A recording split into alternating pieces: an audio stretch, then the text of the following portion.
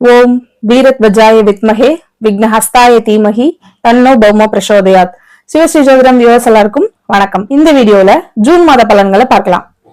இந்த மாதத்தின் கிரக நிலைகள்னு பார்க்கும்போது மேஷத்தில் செவ்வாய் பகவான், மிதுனத்தில் புதன் பகவான், சூரிய பகவான், கடகத்தில் சுக்கிர பகவான், குரு பகவான், சிம்மத்தில் கேது பகவான், கும்பத்தில் ராகு பகவான், மீனத்தில் சனி பகவான்.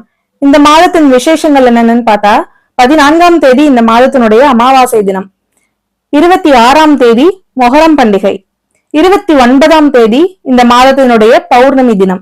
இது எல்லாத்துக்கும் மேல ஜூன் மாதம் 2ஆம் தேதி குரு பகவான் மிதுன வீட்டிலிருந்து கடக வீட்டுக்கு பயிற்சியாராரு.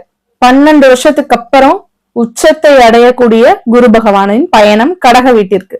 எல்லாருமே ஆவலா எதிர்பார்த்துட்டு இருந்த குரு பயிற்சி எப்ப நமக்கு சித்திரை மாசம் பிறக்கும், வைகாசி மாதம் பிறக்கும், வைகாசி பிறந்த குரு பகவான் பயிற்சி ஆயிடுவாரு, குரு பயிற்சி ஆனா எல்லாருக்கும் நன்மையே தருவாரு அப்படின்னு நிறைய பேர் காத்துட்டு இருந்தோம். நம்ம எல்லாம் வெயிட் பண்ணிட்டு இருந்த அந்த குரு பயிற்சி இந்த ஜூன் 2ஆம் தேதி.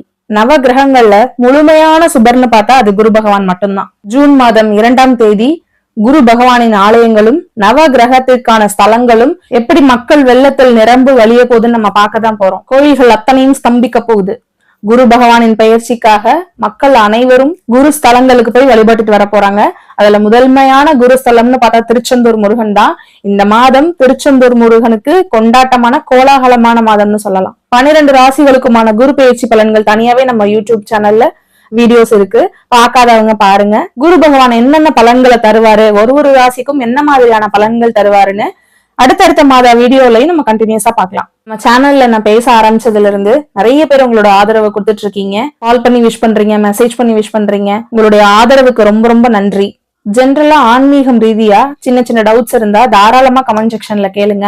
உங்களுடைய ஜாதகம் பார்க்கணும், உங்களுடைய ஹாரோஸ்கோப் செக் பண்ணிக்கணும் அப்படின்னா கீழே இருக்க என்னோட மொபைல் நம்பருக்கு கான்டாக்ட் பண்ணுங்க, வாட்ஸ்அப் பண்ணுங்க, பார்க்கலாம். இனி 12 ராசிகளுக்குமான ஜூன் மாத பலன்களை பார்க்கலாம். அதுக்கு முன்னாடி நீங்க இப்பதான் நம்ம சேனலை ஃபர்ஸ்ட் டைம் பாக்குறதா இருந்தா நம்ம சேனலை சப்ஸ்கிரைப் பண்ணிக்கோங்க. இந்த வீடியோவை லைக் பண்ணுங்க. உங்க ஃப்ரெண்ட்ஸ் அண்ட் ஃபேமிலி சர்க்கிளுக்கு இந்த வீடியோவை ஷேர் பண்ணுங்க. இந்த சூழ்நிலையானாலும் நேர்மையாகவும் நடுநிலையாகவும் திகழக்கூடிய துலாம் ராசிக்காரர்கள். ஒருத்தரை பிடிச்சிருந்தா ரொம்ப ஏத்தி பேசுறதும், ஒருத்தரை பிடிக்கலன்னா ரொம்ப தாழ்வா பேசுறதும் இந்த குணம் துலாம் ராசிகள்கிட்ட சுத்தமா கிடையாது. பிடிச்சாலும் பிடிக்கலனாலும் இவங்க இப்படிதான் அப்படின்னு நடுநிலையா இருக்கக்கூடியவங்க. இந்த மாதம் உங்களுடைய ராசிநாதன் சுக்கிர பகவான் 10ஆம் இடத்துல அமர்ந்திருக்காரு. குரு பகவானோட சேர்ந்து முயற்சி ஸ்தானத்துக்கு அதிபதி குரு பகவான் அவரோட சேர்ந்து 10ஆம் இடத்துல உட்கார்ந்துருக்காரு. இப்ப நிறைய பேருக்கு ஆல்ரெடி பிசினஸ் பண்ணணும்ன்ற தாட் இருந்துட்டு இருந்திருக்கலாம். சுயமா ஓனா ஏதாவது பிசினஸ் பண்ணும், ரொம்ப நாளா பிரைவேட்டா ஒரு ஜாபுக்கு போய் களைச்சு போயிட்டேன், நான் எப்ப என்னோட சொந்த கால்ல நிப்பேன் அப்படிங்கிற தாட் இந்த மாதம் உங்களுக்கு வரலாம். இன்னும் சில பேரு குருனா பெரும் பணத்துக்கு அதிபதி, சுக்கிரன்னாலும் அன்றாட பணத்துக்கு அதிபதி. அப்படிப்பட்ட குருவும் சுக்கிரனும் சேர்ந்து 10ஆம் இடத்துல அமர்ந்திருக்கிறது நிறைய பேரு பெரிய இன்வெஸ்ட்மெண்ட்ல தொழில் பண்றதுக்கான வாய்ப்பும் இருக்கு. அந்த 10ஆம் இடத்துல அமர்ந்த 2 மாபெரும் சுபர்கள் எங்க பாக்குறாங்க? 4ஆம் இடத்தை பாக்குறாங்க. இப்ப 4ஆம் இடம்னா என்னங்க? சுபஸ்தானம். ஒரு விதத்துல 4ஆம் இடத்தை நம்மளுடைய சொத்து, வீடு, வண்டி, வாகன யோகம் சொல்லுவோம்ல. இப்ப வண்டி அதாவது கார் அப்படின்னு சொல்லக்கூடிய லக்ஸரியான திங்ஸுக்கு சுக்கிரன் தேவை. அப்ப சுக்கிரன் பாக்குறாரு, குருவோட பார்வை இருக்கு. குரு பகவான் 4ஆம் இடத்தையும் பார்த்து 4ஆம் இடத்த அதிபதி சனி பகவானையும் பாக்குறனால ஒரு சில பேரு அவங்களோட தொழில பழையபடி தொழில் பண்ணிட்டு இருந்தவங்களுக்கு உங்க தொழில ரெனோவேட் பண்ணி புதுசா அதுல ஏதாவது பண்றதுக்கான வாய்ப்பும் இருக்கு. அதே நேரத்துல பழைய கார் வச்சிருக்கிறவங்க பழைய காரை கொடுத்துட்டு புதுசா கார் வாங்குறதுக்கான வாய்ப்பும் இருக்கு. அதுல நிறைய துலாம் ராசிக்காரர்கள் என்ன பண்ணுவீங்கன்னா அம்மா பேர்ல பிசினஸ் ஆரம்பிக்கிறதோ இல்ல அம்மா பேர்ல கார் வாங்குறதோ நடக்கும். ஏன்னா 10ஆம் இடம் சந்திரனுடைய வீடு. சந்திரன்னா தாய். அங்க இருந்து எங்க பாக்குறாங்க? 4ஆம் இடத்தை, தாய் ஸ்தானத்தை பாக்குறாங்க.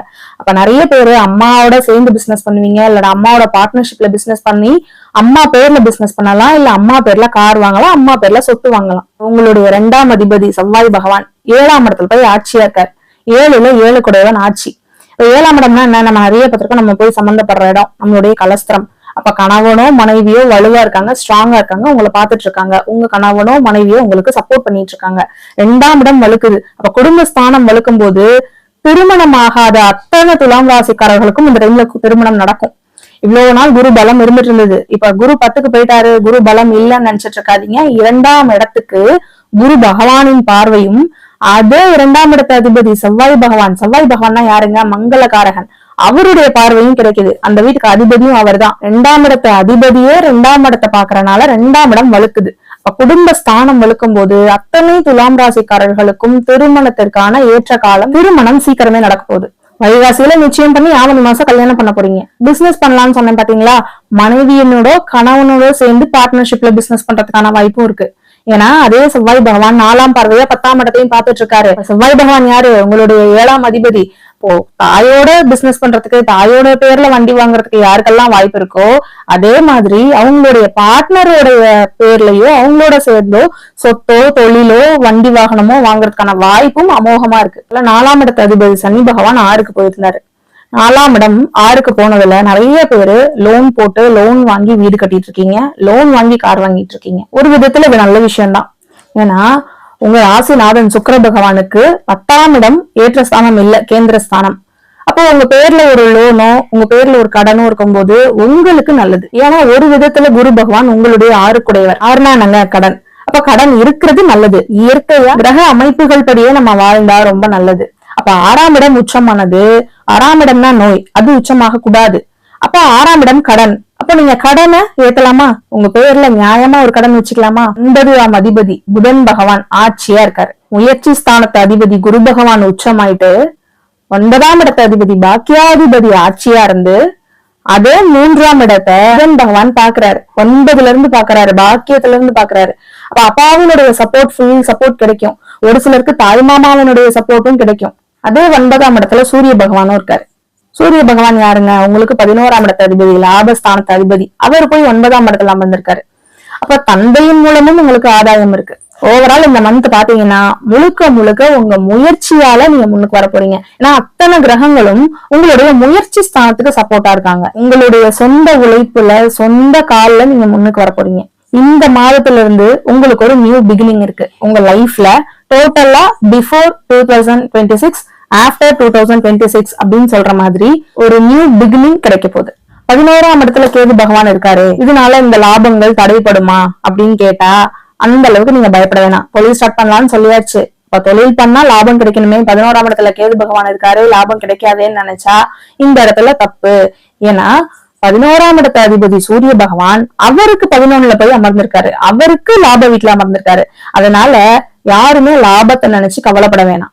குரு பகவான் 2ஆம் இடம், புது வரவுன்னு சொல்லக்கூடிய 2ஆம் இடத்தை பாக்குறாரு. இந்த ஒரு வருஷத்துக்கு உங்களுக்கு புது வரவு வந்துகிட்டே இருக்கும்.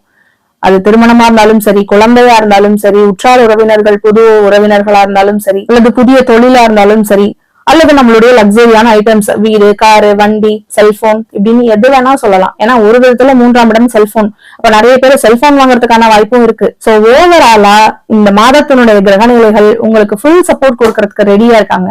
நீங்க எங்கெல்லாம் போய் சம்பந்தப்படுறீங்களோ, நீங்க எங்கெல்லாம் போய் தலையிடுறீங்களோ அந்த எல்லா இடத்துலயும் நீங்க ஜெயிக்க போறீங்க. ஏன்னா 7ஆம் இடத்துல 7க்குடையவர் ஆட்சியா இருந்து அதே 7ஆம் அதிபதி உங்களை பாத்துட்டு இருக்காரு, சுக்கிர பகவானா பாத்துட்டு இருக்காரு. அப்ப எங்க போனாலும் உங்களுக்கு ஒரு சப்போர்ட் கிடைக்கும். நீங்க ஒரு விஷயத்துக்கு ஒரு கவர்மெண்ட் ஆபீஸ்க்கே போனாலும் நீங்க ஒரு வேலையா போயிருப்பீங்க. இந்த வேலை இன்னைக்கு முடிஞ்சிருமான்னு ரொம்ப டென்ஷனா இருப்பீங்க. ஆனா கடவுளா வந்து உங்களுக்கு ஒருத்தர் ஹெல்ப் பண்ண வருவாங்க. இந்த மாதம் நீங்கள் வழிபட வேண்டிய தெய்வம் முழுக்க முழுக்க முருகன். அதுவும் மலை மேல் இருக்கும் முருகன். ஏன்னா 2ஆம் இடத்து அதிபதி 7ல போய் ஆட்சியா இருக்காரு. செவ்வாய்னா முருகன். அவர் தான் உங்களையும் பாத்துட்டு இருக்காரு.